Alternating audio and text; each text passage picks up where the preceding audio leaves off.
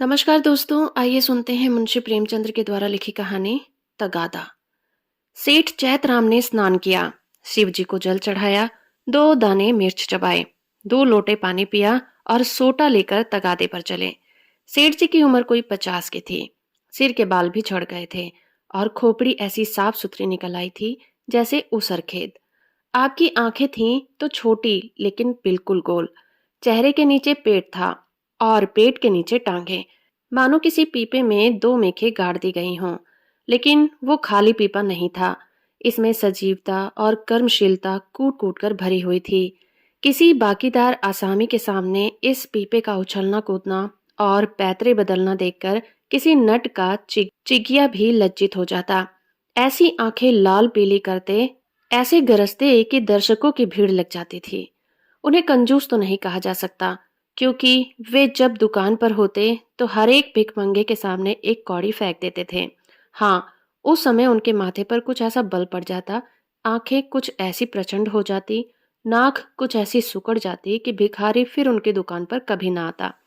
लहने का बाप तगादा है, इस सिद्धांत के वो अनंत भक्त थे।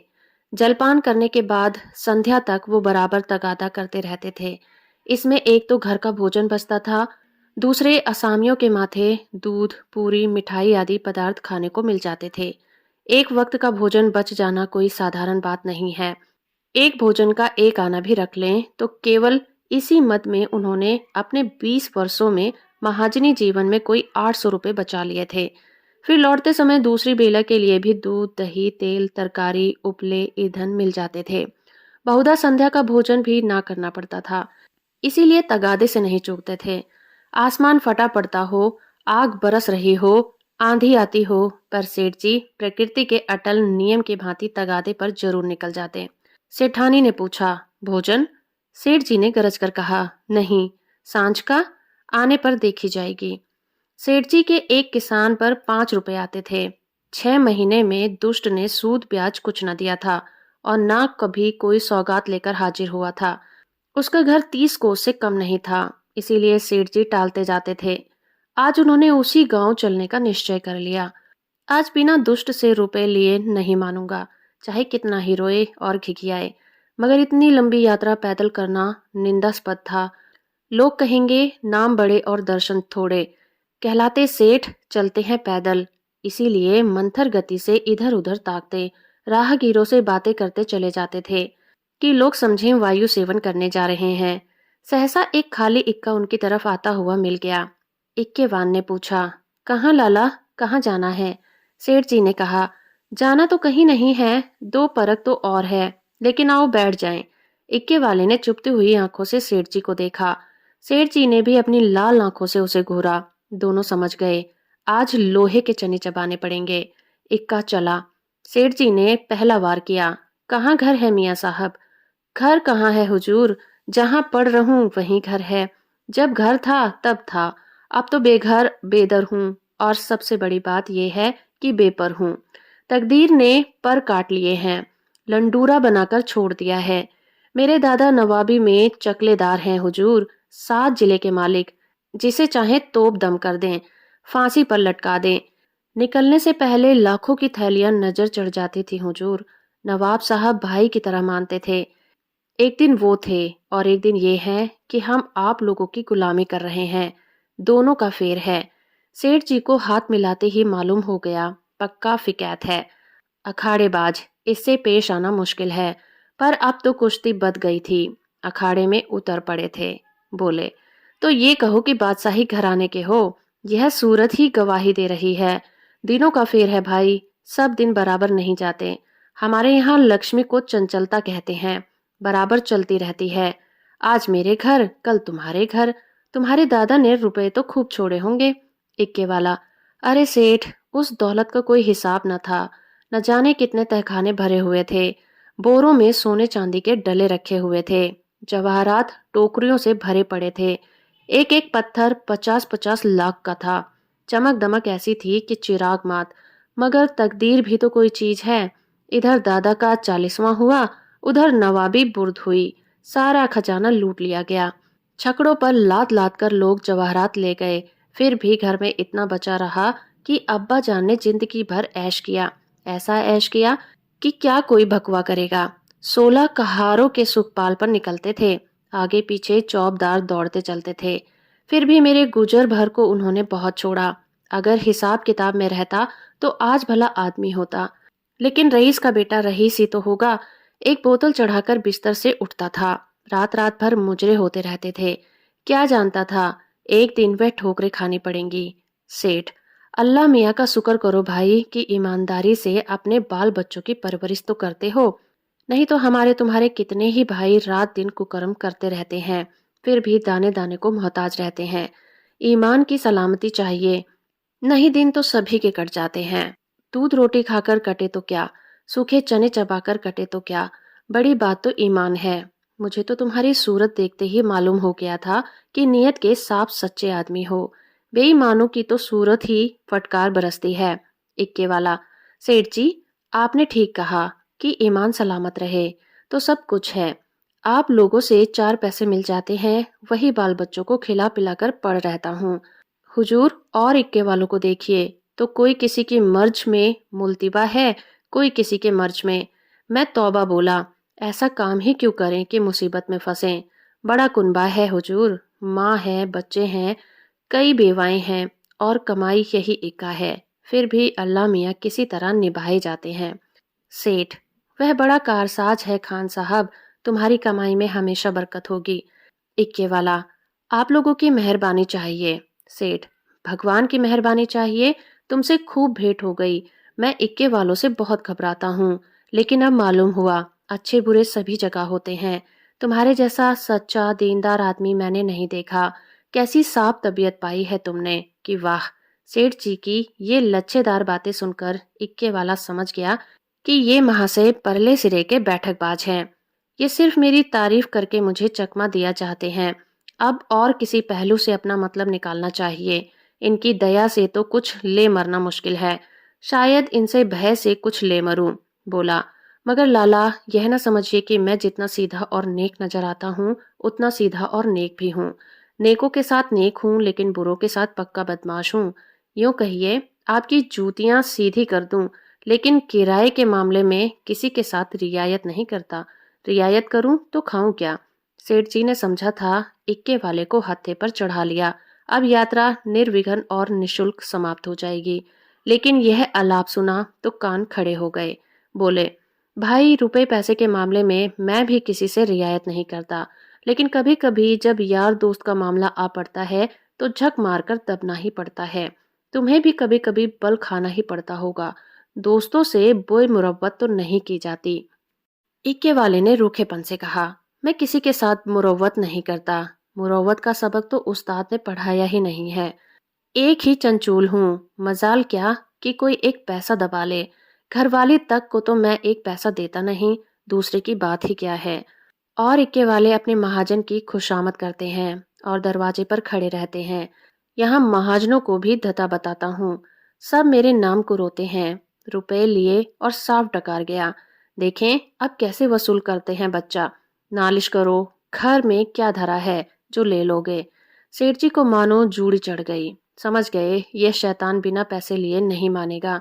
जानते कि यह विपत्ति गले पड़ेगी तो भूलकर भी इक्के पर पाँव न रखते। इतनी दूर पैदल चलने में कौन से पैर टूट जाते थे। अगर इस तरह रोज पैसे देने पड़े तो फिर लेन देन कर चुका। सेठ जी भक्त जीव थे। शिवजी को जल चढ़ाने में जब से होश संभाला एक नागा भी न किया था। क्या भक्त वत्सल शंकर भगवान इस अवसर पर मेरी सहायता नहीं करेंगे। इष्ट देव का सुमिरन करके बोले, खान साहब, और किसी से चाहे न दबो, पर पुलिस से तो दबना ही पड़ता होगा, वह तो किसी के सगे नहीं होते। इक्के वाले ने कहा, मारा कभी नहीं, उनसे उल्टे और कुछ न कुछ वसूल करता हूँ। यहाँ कोई शिकार मिला झट सस्ते भाड़े बैठाता हूँ और थाने पर पहुंचा देता हूँ। किराया भी मिल जाता है और इनाम भी। क्या मजाल की कोई बोल सके। लाइसन नहीं लिया आज तक, लाइसन। मजे से सदर में इक्का दौड़ाता फिरता हूँ, कोई साला चूं तक नहीं कर सकता। मेले ठेले में अपनी खूब बनाती है। अच्छे अच्छे माल चुनकर कोतवाली पहुंचाता हूँ। वहां कौन सी दाल गलती है, जिसे चाहे रोक लो। 1 दिन 2 दिन 3 दिन, 20 बहाने हैं। कह दिया। शक था कि यह औरत को भगाए लिया जाता था, फिर कौन बोल सकता है। साहब भी छोड़ना चाहें तो नहीं छोड़ सकते। मुझे सीधा ना समझिएगा, एक ही हरामी हूँ। सवारियों से पहले किराया तय नहीं करता, ठिकाने पर पहुंचकर एक के दो लेता हूँ। जरा भी ची चपड़ किया तो आस्तीन चढ़ा पैतरे बदलकर खड़ा हो जाता हूँ। फिर कौन है जो सामने ठहर सके। सेठ जी को रोमांच हो आया। हाथ में एक सोटा तो था, उस पर व्यवहार करने की शक्ति का उनमें अभाव था। आज बुरे फंसे। न जाने किस मनहूस का मुंह देखकर घर से निकले थे। कहीं ये दुष्ट उलझ पड़े तो 10-5 दिन हल्दी सोंठ पीना पड़े। अब से भी कुशल है यहाँ उतर जाऊं तो बच जाए, जो बच जाए वही सही। भीगी बिल्ली बनकर बोले, अच्छा अब रोक लो खान साहब, मेरा गांव आ गया, बोलो तुम्हें क्या दे दूं। इक्के वाले ने घोड़ी को एक चाबुक लगाया और निर्दयता से बोला, मजूरी सोच लो भाई, तुमको ना बैठाया होता तो 3 सवारियां बैठा लेता। तीनों 4-4 आने ही देते तो 12 आने हो जाते, तुम 8 आने ही दे दो। सेठ जी की बधिया बैठ गई। इतनी बड़ी रकम उन्होंने उम्र भर इस मद में नहीं खर्च की थी। इतनी सी दूर के लिए इतना किराया वह किसी तरह ना दे सकते थे। मनुष्य के जीवन में एक ऐसा अवसर भी आता है जब परिणाम की उसे चिंता नहीं होती। सेठ जी के जीवन में ये एक ऐसा ही अवसर था। अगर आने दो आने की बात होती तो खून का घूंट पीकर दे देते, लेकिन 8 आने के लिए कि जिसका द्विगुण एक कलदार होता है, अगर तू मैं में नहीं हाथापाई की ही नौबत आए तो वह करने को तैयार थे। यह निश्चय करके वह दृढ़ता के साथ बैठे रहे। सहसा सड़क के किनारे एक झोपड़ा नजर आया। इक्का रुक गया। सेठ जी उतर पड़े और कमर से एक धुवन्नी निकालकर इक्के वान की ओर बढ़ा दी। इक्के वान ने सेठ जी के तेवर देखे और समझ गया, ताव बिगड़ गया। चाशनी कड़ी होकर कठोर हो गई। अब वह दांतों से लड़ेगी। इसे चुबल कर ही मिठास का आनंद लिया जा सकता है। नर्मता से बोला, मेरी ओर से इसकी रेवड़ियां लेकर बाल बच्चों को खिला दीजिएगा, अल्लाह आपको सलामत रखे। सेठ जी ने एक आना और निकाला और बोले, बस अब जबान न हिलाना, एक कौड़ी भी बेसी न दूंगा। इक्के वाला, नहीं मालिक, आप ही ऐसा कहेंगे तो दूसरे क्या करेंगे। हम गरीबों के बाल बच्चे कहाँ से पलेंगे। हम लोग भी तो आदमी पहचानते हैं हुजूर। इतने में झोपड़ी में से एक स्त्री गुलाबी साड़ी पहने पान चबाती हुई निकल आई और बोली, आज बड़ी देर लगाई। यकायक सेठ जी को देखकर, अच्छा आज लाला जी तुम्हारे इक्का पर थे, फिर आज तुम्हारा मिजाज काहे को मिलेगा। एक चेहरे शाही तो मिली ही होगी, इधर बढ़ा दो सीधे से। यह कहकर वो सेठ जी के समीप आकर बोली, आराम से 4 पहिया पर बैठो लाला, बड़े भाग थे कि आज सवेरे सवेरे आपके दर्शन हुए। उनके वस्त्र मंद मंद महक रहे थे। सेठ जी का दिमाग ताजा हो गया। उसकी ओर कनखियों से देखा। औरत चंचल, बांकी कटीली, तेज तरार थी। सेठानी जी की मूर्ति आंखों के सामने आ गई। भद्दी, थल थल, पिल पिल, पैरों में बेवाएं फटी हुई, कपड़ों से दुर्गंध उठती हुई। सेठ जी नाम मात्र को भी रसिक न थे, पर इस समय आंखों से हार गए। आंखों को उधर से हटाने की चेष्टा करके चारपाई पर बैठ गए। अभी कोस भर की मंजिल बाकी है, इसका ख्याल ही न रहा। स्त्री एक छोटी सी पंखियां उठा लाई और सेठ जी को झलने लगी। हाथ की प्रत्येक गति के साथ एक सुगंधा का झोंका आकर सेठ जी को उन्मत्त करने लगा। सेठ जी ने जीवन में ऐसा उल्लास कभी अनुभव नहीं किया था। उन्हें प्राय सभी घृणा की दृष्टि से देखते थे। चोला मस्त हो गया। उसके हाथ से पंखियां छीन लेनी चाहिए। तुम्हें कष्ट हो रहा होगा, लाओ मैं झल लूं। ये कैसी बात है लाला जी, आज हमारे दरवाजे पर आए हैं, क्या इतनी खातिर भी न करने दीजिएगा। और हम किस लायक हैं, इधर कहीं दूर जाना है। अब तो बहुत देर हो गई, कहाँ जाइएगा। सेठ जी ने पापी आंखों को फेर कर और पापी मन को दबाकर कहा, यहाँ से थोड़े दूर एक गांव है, वहीं जाना है। सांझ को इधर से ही लौटूंगा। सुंदरी ने खुश होकर कहा, तो फिर आज यहीं रहिएगा, सांझ को फिर कहाँ जाइएगा। एक दिन घर से बाहर की हवा भी खाइए, फिर न जाने कब मुलाकात होगी। इक्के वाले ने आकर सेठ जी के कान में कहा, पैसे निकालिए तो दाने चारे का इंतजाम करूं। सेठ जी ने चुपके से अठन्नी निकालकर दे दी। इक्के वाले ने फिर पूछा, आपके लिए कुछ मिठाई लेता आऊं। यहाँ आपके लायक मिठाई तो क्या मिलेगी, हाँ मुंह मीठा हो जाएगा। सेठ जी बोले, मेरे लिए कोई जरूरत नहीं, हाँ बच्चों के लिए 4 आने की मिठाई लिवाते आना। चवन्नी निकालकर सेठ जी ने उनके सामने ऐसे गर्व से फेंकी मानो इसकी उनके सामने कोई हकीकत ही नहीं है। सुंदरी के मुंह का भाव तो देखना चाहते थे, पर डरते थे कि कहीं वो ये न समझे लाला चवन्नी क्या दे रहे हैं, मानो किसी को मोल ले रहे हैं। इक्के वाला चवन्नी उठाकर जा ही रहा था कि सुंदरी ने कहा, सेठ जी की चवन्नी लौटा दो। लपक कर उठा ली। शर्म नहीं आती? यह मुझसे रुपया ले लो, 8 आने की ताजी मिठाई बनवा कर लाओ। उसने रुपया निकाल कर फेंका। सेठ जी मारे लाज के गड़ गए।